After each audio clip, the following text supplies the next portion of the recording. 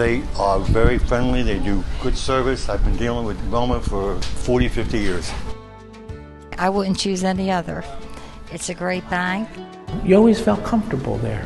You were not just an account or a number. I'm interested in good service. The rates are competitive, and I like to deal with people I know.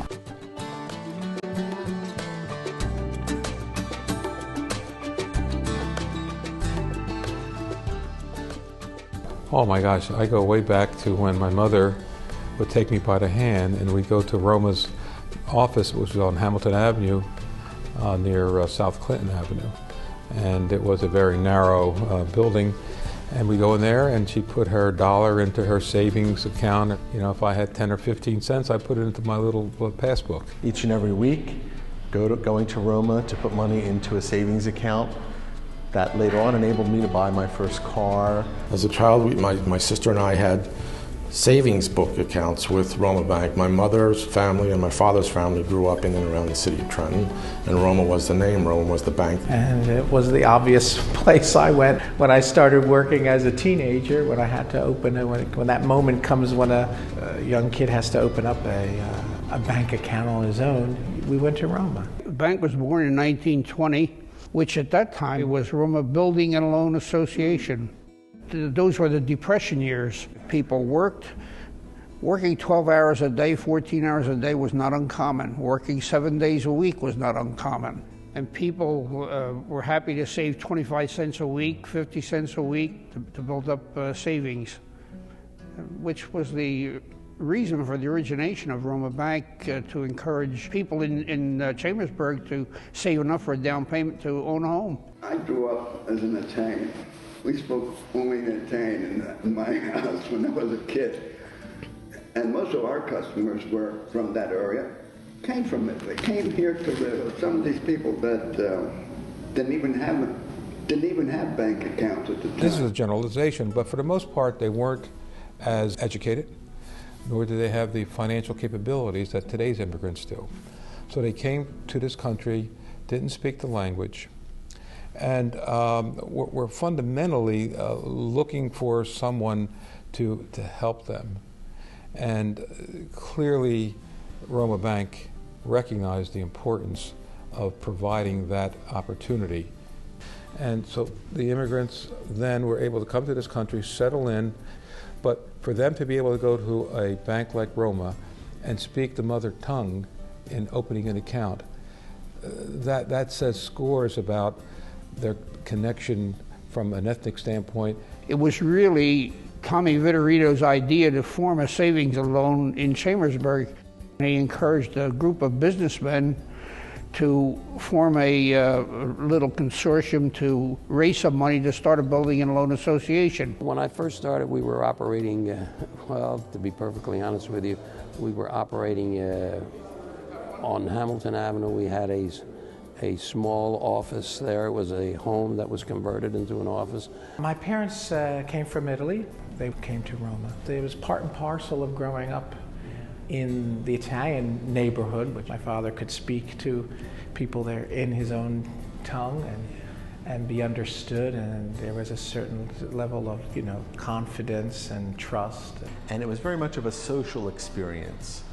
Oftentimes, like in Europe, going to the butcher store, or in the Midwest, going to the dairy barn or places like that where people would encounter other people. It's one of the great banking stories. I mean, it did evolve from humble community roots, serving the financial needs of a small Italian-American community. That's the very reason that the bank was born, is to provide an avenue for people to save enough money for a down payment for home ownership. You got to put it in perspective.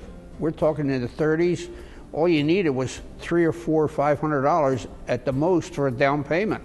When I was first there, we had about maybe 3 or 4 advisory board members and 9 or 10 board members. We had our main office, and then we moved from there. Late 40s, they started to look for a headquarters, which turned out to be the headquarters on Hamilton and Anderson Street. The pride of Chambersburg, really, that was a landmark for Chambersburg. We thought we had really hit the banking jackpot by establishing a building and loan community, and then we turned into savings, then we turned into full-fledged bank. And we just kept moving and moving up. Well, one of the great early experiences I had was actually as a young businessman. We were at a point in time where I needed capital to advance our business. My mother, being like many mothers, always there to support her children, spoke with Maury Perilli. Maury Perilli came out, looked at Mom's house, and advanced Mom a mortgage on the house that ultimately became the infusion of capital that allowed me to be in business. Because of that, our family, I believe, lived a good quality of life. As far back as I can remember, and again, I was probably involved in monitoring this bank as far back as the 1970s. We would have bank examiners go into Roma, and the community spirit, the culture of the bank was one that people would talk about. Bank examiners would even talk about in a positive way.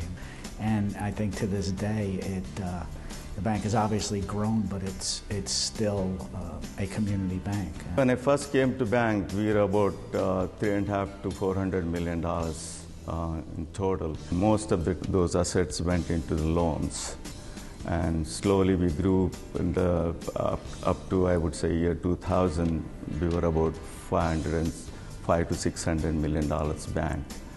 Up to that time, we were known as Roma Federal Savings Bank.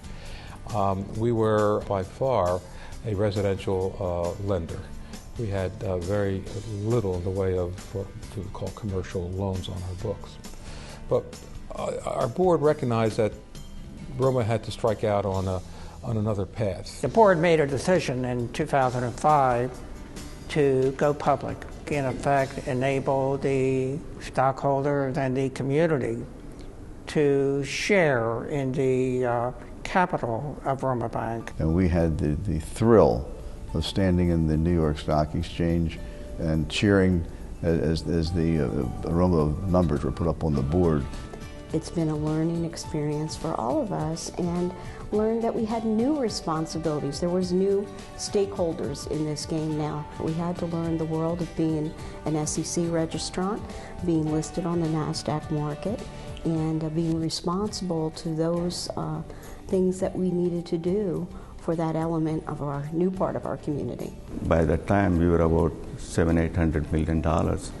Now, after going public, this bank grew. We are at $1.3 billion right now. Unfortunately, the banking world has changed, and there have been a lot of hardships. And we have been able to float a solid ship with these situations because of our values. We've continued that due diligently, even though there's temptations along the way to lower these things to get more sales. Sometimes that's not the way to go. We were able to change with times that demanded change. We've shown that we are capable of evolving from a product and service standpoint to meet the needs of the community. We shortened our name to Roma Bank. That services the wider and diverse community, both from the standpoint of our customer base and also from the standpoint of the products that we are able to deliver. 2 years ago, we opened 5 branch offices.